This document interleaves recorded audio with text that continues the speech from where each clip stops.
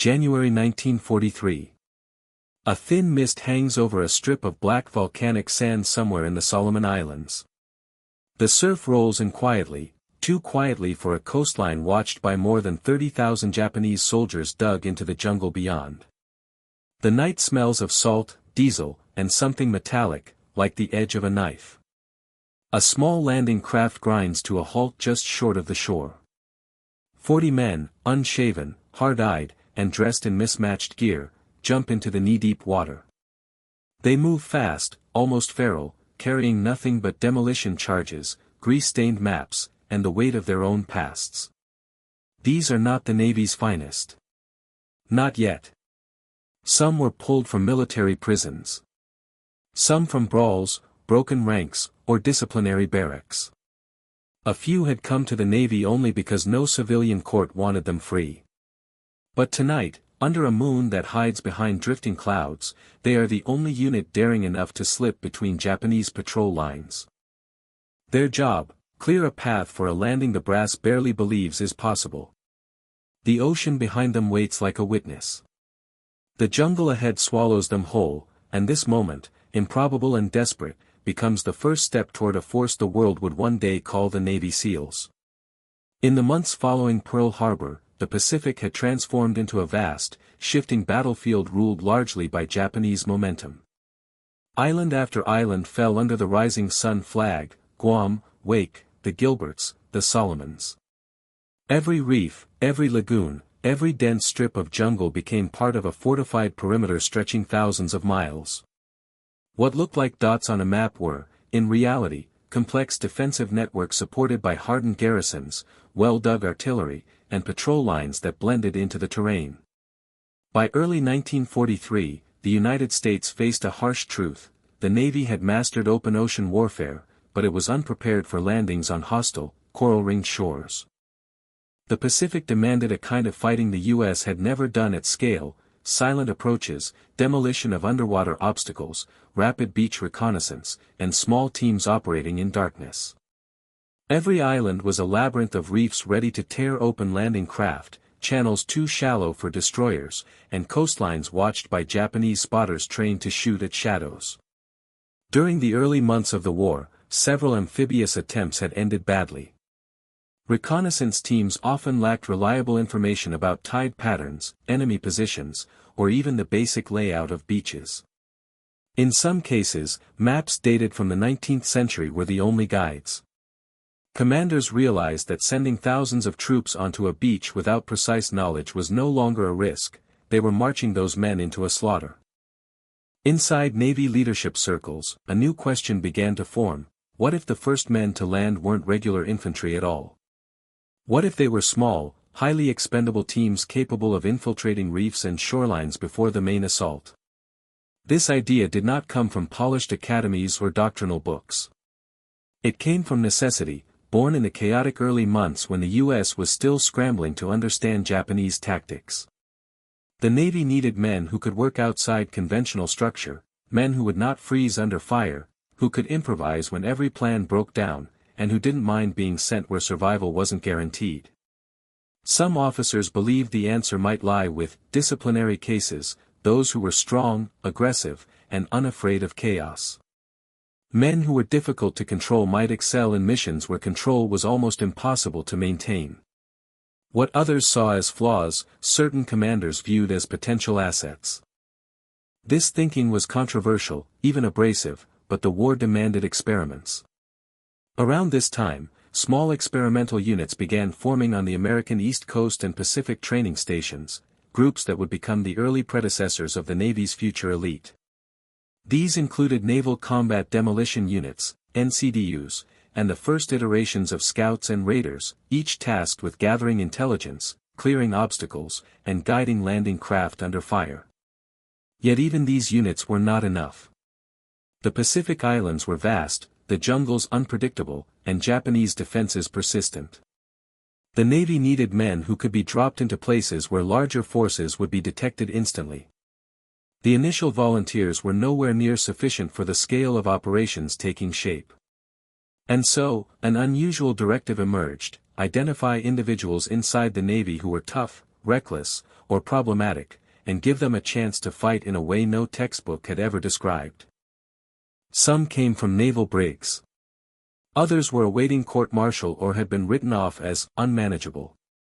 These 40 men were given a choice: face punishment, or join a mission where failure likely meant death but success could redefine amphibious warfare. They were not promised glory. They were not promised recognition. But they were told the truth: these missions were necessary if the Navy hoped to push deep into Japanese territory. Thousands of miles away, Japanese command structures were strengthening their island fortresses. Engineers built bunkers into ridges, strung palm log defenses across beaches, and established forward positions designed to catch landing forces in crossfire. The gulf between American amphibious capability and Japanese fixed defenses had never been wider. And it was into this widening gap, between demand and ability, that the 40 criminals were sent. Their presence alone signaled a shift within the U.S. Navy, an acknowledgement that victory in the Pacific would depend not only on ships and aircraft but on small groups of men willing to do the dangerous work before the first wave hit the shore. And this realization is what set in motion the formation of a team whose actions would become the quiet foundation of a future elite force. The selection of the 40-man group was as unconventional as the mission they were being prepared for. There was no ceremony, no call for volunteers, no recruiting posters promising adventure. Instead, naval commanders combed through disciplinary records, brig logs, and reports from boot camp instructors. They were looking for a specific type of man: physically durable, psychologically aggressive, resistant to authority, and unafraid of confrontation. In a regular unit, these traits caused problems. In the Pacific's coming operations, they might keep a team alive. Many of the chosen men carried labels that followed them through the service: brawler, insubordinate, drunk, petty thief, repeated AWOL, or simply dangerous when bored. Some were awaiting punishment. Others had been written off by their officers. A few had joined the Navy not out of patriotism but because the alternative was jail time in their home states. For most branches, these men were liabilities. For the commanders forming this experimental demolition and reconnaissance group, they were raw material. The training they received was short, brutal, and narrowly focused. There was no time for polished doctrine or extended conditioning programs. They learned how to swim long distances in open water, how to set explosives with numb fingers, how to move silently under the cover of surf, and how to navigate coral fields that cut through boots and flesh. Their instructors emphasized adaptability: plans would always fail, maps would always be wrong, and the enemy would always be closer than expected. These realities shaped every lesson. Unlike traditional Navy recruits, these men were given an odd sense of autonomy. They were told to solve problems however they could, using whatever tools or improvisations the environment offered. This mindset was the opposite of conventional military rigidity, but it was precisely what made the unit viable. The Pacific was not a place where rigid thinking survived long. Their initial deployment orders came quietly. They were headed toward the Solomon Islands, a chain that had become one of the fiercest battlegrounds of the war. On paper, they were tasked with advanced reconnaissance and obstacle clearance. In reality, their mission bordered on impossible. Intelligence estimated as many as 30,000 Japanese troops entrenched deeply across the region's islands, supported by artillery, aircraft, and a network of coastal watchers capable of detecting even the smallest disturbance. Japanese soldiers in the Solomons had spent months transforming beaches into kill zones, lacing shallow water with coral traps, burying mines under sand, and camouflaging machine gun nests behind vegetation. The U.S. had already learned the cost of underestimating such defenses. Large-scale landings without proper reconnaissance led to bottlenecks, chaos, and avoidable deaths. This was the environment these 40 men were entering. Their role was clear: move ahead of the main force, gather intelligence, destroy obstacles, and slip away unseen. If they were caught, reinforcements would not arrive in time. If they failed, the beachheads would become killing grounds for thousands of Marines. Commanders also understood the psychological element. Japanese forces in the region were known for their aggressive patrols and willingness to counterattack at night. A small raiding team could disrupt their rhythm, force them to reposition, and create uncertainty within their ranks. A unit capable of striking without warning and vanishing into the jungle or surf would create the illusion of a much larger presence. This 40-man team was, in effect, a live experiment, one that could either redefine American amphibious warfare or disappear without a line in any report. Their journey into the Solomons marked the beginning of a new kind of naval warfare. Each mission they completed added fragments to a doctrine that did not yet exist: the integration of demolition, intelligence gathering, coastal reconnaissance, and infiltration techniques. None of these practices were formalized, yet all of them would later become core pillars of what evolved into underwater demolition teams, UDTs. As their landing craft carried them deeper into the war's most unforgiving waters, each man understood the truth: they were being sent precisely because failure was expected, and survival was unlikely. But they also knew something else, something unspoken among men who had never followed rules well. If they succeeded, even once, they would prove that the Navy needed them. And proving that would change everything that followed. For all their rough edges, these 40 men carried stories the Navy never intended to use as a foundation for anything. Most had arrived in uniform through failure rather than ambition. A few had enlisted to escape jail. Others joined out of desperation, broken homes, street fights, debts, or simply because they had nowhere else to go. In barracks across the states, they were the ones instructors complained about: too loud, too aggressive, too unpredictable, too quick to shove a superior when tempers rose. But war has a strange way of reshaping value. The same traits that made them unmanageable in training, defiance, stubbornness, refusal to retreat, suddenly held meaning in a theater where hesitation got men killed. On the islands, there was no space for polished discipline or parade ground formality. What mattered was toughness, resourcefulness, and the ability to keep moving when fear wrapped around the spine like ice. They lived differently from regular units. Their camp had fewer rules, fewer inspections, and almost no punishments. The mission was punishment enough. When they weren't training or studying island maps, they spent nights telling stories about fights back home, failed jobs, or the captains who had demanded they be transferred out. Some admitted their mistakes. Others carried a quiet sense of anger, at the Navy, at the world, or at themselves. Yet in the jungle, this anger became fuel. They pushed harder during long swims, ran faster across reefs, and endured pain with a kind of stubborn pride. Hardship was nothing new, they had lived it long before the war ever called their names. And something else happened, something unexpected. The mission forced them into a closeness few had ever experienced. In regular units, outcasts were isolated. Here, everyone was an outcast. That created a bond built not on rank or reputation but on survival. They depended on each other because no one else would come for them. When a man slipped on a coral ridge and tore open his foot, the others wrapped it. When exhaustion hit during a night swim, someone grabbed his collar and dragged him through the surf. They had no medals to earn, no prestige to chase, only the next mission that might or might not bring them back. Inside this human mix, criminal, fighter, rebel, was something the Navy had not anticipated: a quiet resilience shaped by hard lives and unfiltered reality. And as their operations continued, that resilience became the backbone of the team's identity. The mission profile facing these men demanded a new kind of tactical thinking.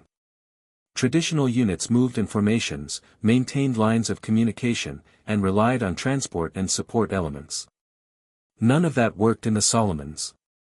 The terrain was too tight, the patrols too alert, the environment too hostile.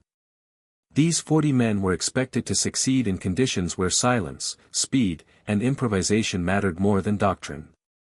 Their tactics were built around a few core principles. Most of their operations began long before dawn. They approached beaches with the tide, using the surf as camouflage. They carried only what was essential: compasses, depth gauges, knives, demolition charges. Anything that clattered or caught moonlight was discarded. After planting charges or gathering reconnaissance, they immediately moved laterally along the beach rather than retreating the way they came. Japanese forces often reacted by firing into the water or sweeping the shoreline. A stationary team was a dead team. Reefs were both obstacle and shield. The Japanese saw them as natural traps. These men learned to treat them as highways. They crawled across them, hid beneath ledges, and used coral heads as visual markers. Over time, they could read a coastline the way a tracker reads footprints. Japanese doctrine emphasized fixed positions, overlapping fire, and defensive choke points. The 40-man team learned quickly that slipping through gaps between these defenses, not attacking them directly, created confusion far beyond their numbers. One successful infiltration could force the enemy to reposition entire platoons. Their purpose was not to win battles but to open beaches.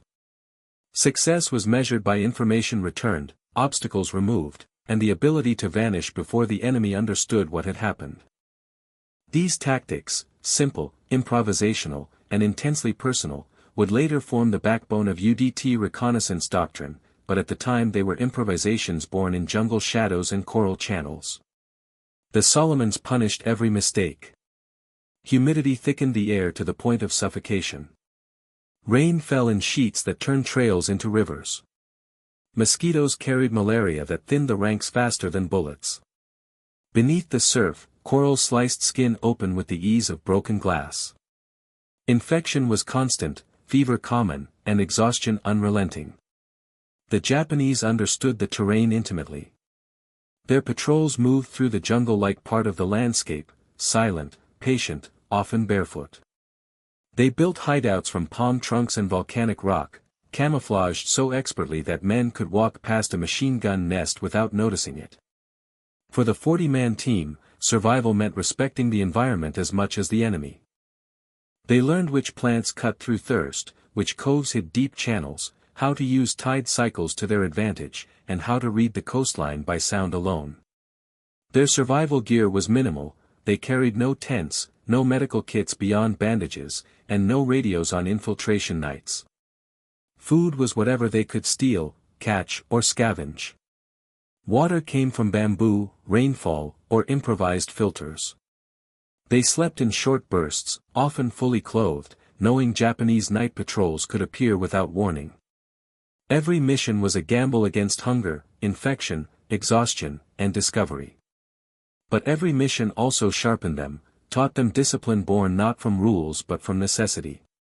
By the end of their early operations, the environment that had once threatened to kill them had instead forged them into something the Navy had never seen before, men who could navigate the Pacific's deadliest terrain with instinct, precision, and silent aggression.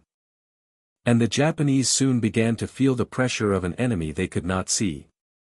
From the Japanese side of the Solomons, the arrival of these mysterious raiders was deeply unsettling. Their defensive network had been built on predictability, the assumption that Americans would attack in large formations, supported by ships and aircraft, and that every landing would follow a pattern. Japanese doctrine emphasized layered defenses, rifle pits woven into palm forests, artillery hidden in ridgelines, and machine gun nests overlooking shallow reefs designed to trap landing craft. But suddenly, reports began reaching Japanese commanders of footprints appearing on beaches with no accompanying landing, obstacles blown apart without any naval bombardment, and outposts finding demolition residue on coral heads that should have been unreachable by enemy swimmers. Sentinels heard splashes at night, but patrols found nothing. Gun crews fired into darkness, convinced they had detected infiltrators, yet no bodies ever washed ashore. To the Japanese, it felt like an enemy was moving through the water itself. At first, officers dismissed these incidents as mistakes, perhaps local wildlife, or misinterpreted signs. But as the pattern grew, unease spread. Japanese intelligence officers noted the precision of the infiltrations and the unusual choice of targets, underwater barricades, navigation markers, and shallow water mines.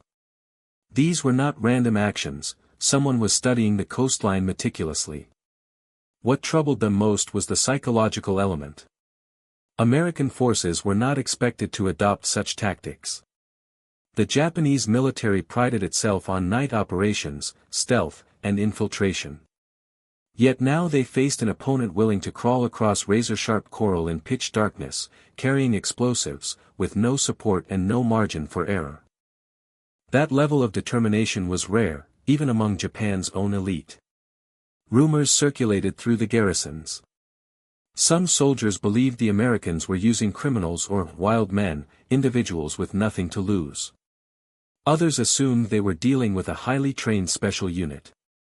The reality, strangely, was somewhere in between. The effect on morale was subtle but real. Patrols grew jumpier. Flares were fired at shadows. Machine gunners kept fingers on triggers throughout the night, and officers demanded tighter guard rotations. Every unexplained sound along the reef line felt like a warning. The Japanese understood the danger. If the Americans were mapping their beaches and destroying obstacles, then an invasion was coming. And more importantly, whoever these infiltrators were, they were preparing the battlefield long before the main force arrived.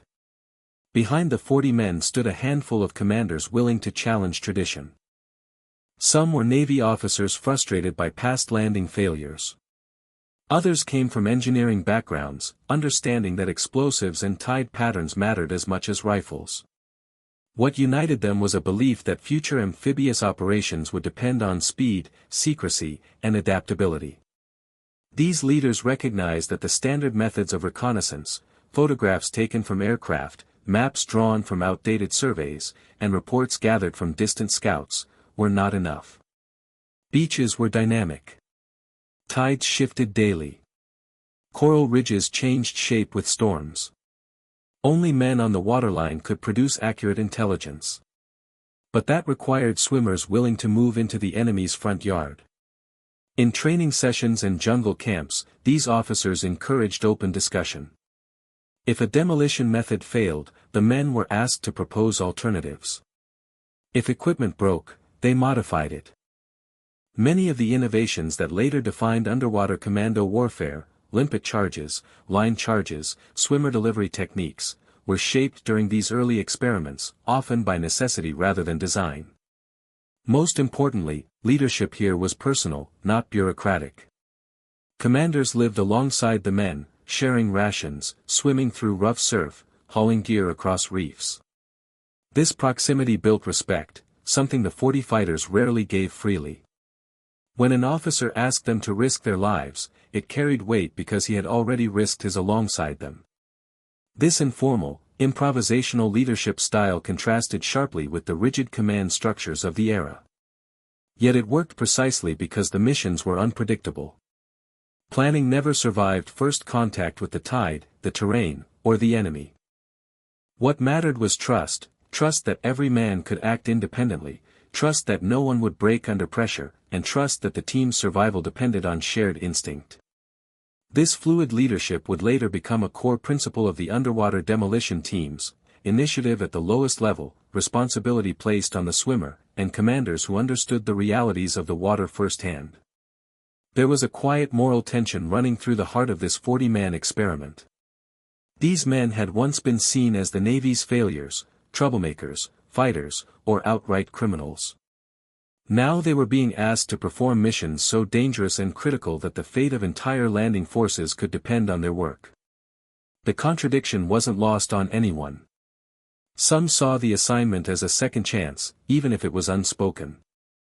They knew that their pasts had chained them to reputations they might never escape. But in the Pacific, reputations did not matter. Only results did. Each successful mission chipped away at the labels they carried. Each coastline they cleared, each reef they mapped, each night operation they survived pushed them toward a new identity, men defined not by mistakes but by achievements. Others struggled with the idea of redemption. They weren't seeking forgiveness, nor were they chasing glory. What drove them was simpler, a desire to prove competence, to show that they were more than their worst decisions. For men who had lived on the fringes of society, the war offered something unexpected, a chance to define themselves through action, not judgment. And then there were those who embraced the paradox fully. They understood that the Navy had sent them precisely because the risk was high and the odds were low. They accepted this as their role, to be the ones sent first, the ones carrying the burden others could not. In a harsh way, it gave their lives a clarity they had never known. Yet beneath the toughness and defiance, the moral weight remained. They knew that if they failed, thousands of Marines could die on a beach choked with obstacles they hadn't cleared. Their missions might have been small in numbers, but the consequences were vast. For the first time in their lives, many felt something unexpected: responsibility. It was this moral shift, as much as their tactical success, that transformed them from outcasts into the forerunners of an elite naval force. And as tension in the Solomons climbed, that responsibility carried them toward the moment when everything would change. The surf was cold. Explosions waited at every reef. 40 men, carrying explosives and knowledge, approached the beach with a single goal: survive and clear the obstacles that would otherwise kill thousands. Each stroke, each breath was a gamble. The countdown was invisible but relentless: Japanese fire, coral reefs, tides, and exhaustion. Every man faced their deepest fears: pain, death, failure, the knowledge that the landing force depended on them. Every decision mattered. Retreat was impossible. They moved through water that shredded skin, past reefs that tore boots and flesh, toward a beach that could easily be their graves. The realization crystallized: if they failed, no one would come for them. The first charge exploded, sending sand and coral skyward. Machine guns fired around them, but the team advanced, placing explosives with methodical precision. Each detonation cleared mines, stakes, and reefs. The Japanese fired relentlessly but could not predict the team's movements. Within minutes, paths were opened, and the first landing craft rolled through safely. The 40 men had done the impossible. They had transformed a deadly coastline into a navigable path, forcing a 30,000-strong enemy to react to a team of 40. Their success allowed the amphibious assault to begin, demonstrating that small, highly trained units could achieve what massed forces often could not. The beach revealed the cost: many of the demolition team were wounded or dead. Medics tended to those who remained conscious, while others refused evacuation, focused on clearing remaining obstacles. Casualties among the main landing force were far lower than expected, directly due to the actions of the 40 swimmers. Japanese defenders were stunned, their confidence shaken. Commanders began rethinking tactics. Internal discussions in the Navy asked fundamental questions: how could such teams be replicated and standardized? The success of the operation marked the beginning of a doctrine that emphasized small unit effectiveness over brute force. The mission's immediate success became the blueprint for the underwater demolition teams and later, the Navy SEALs. The operation proved the value of initiative, adaptability, and unconventional tactics. The 40 men, once labeled expendable, had forced a cultural and strategic shift in naval warfare. Their psychological impact was immense. The Navy learned to trust independent action.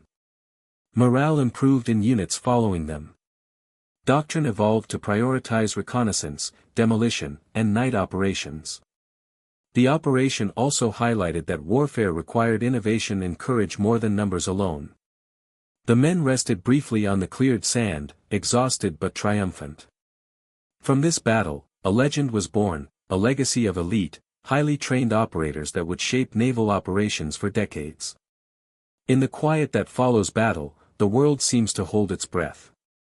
Waves lap gently against beaches scarred by explosions, the jungle hums with an uneasy calm. It is here, in the aftermath, that the true impact of the 40 men becomes clear. Men once labeled criminals, misfits, and expendable had faced a force of 30,000, cleared deadly reefs, and paved the way for a landing force whose survival depended entirely on their success. Their triumph was more than tactical, it was transformational. By operating in ways the conventional Navy could not, they demonstrated that courage, precision, and adaptability could outweigh numbers and firepower.